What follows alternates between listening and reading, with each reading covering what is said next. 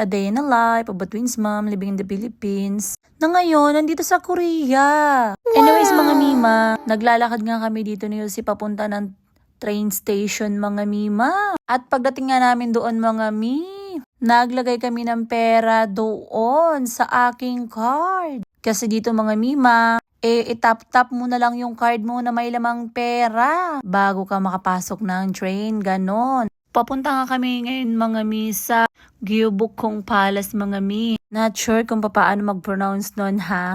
Basta yun na yun. Sobrang excited na nga ako mga Mi kasi nga, diba, popular talaga itong palace na to mga Mi dito sa Korea. Yung magre-rent ka ng susuotin mo. Ayan ganyan mga Mi. So nagrent na nga agad-agad. At pumunta na ako ng palace mga Mima. Sobrang saya ko dyan mga Mi, sa totoo lang. Kasi nga naman, dati napapanood ko lang ito sa mga videos. Pero ngayon mga Mi, nandito na ako sa palasyo. Char. Siyempre mga Mima, hindi lang ako ang magre-rent ng dresses nila mga Mima. Siyempre pati din ang aking Diyosawa.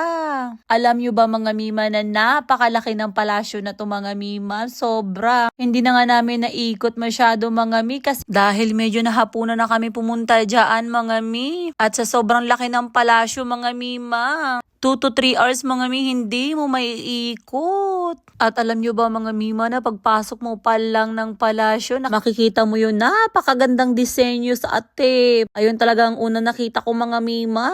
Tingnan nyo naman mga Mi, pagpasok mo sa entrance mga Mima.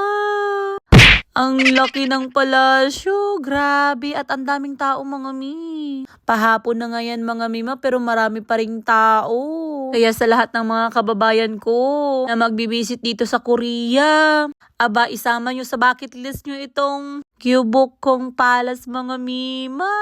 Perfect! Worth it ang pagod nyo. Kasi napakaganda. At syempre, ma-experience nyo rin makatapak sa palasyo.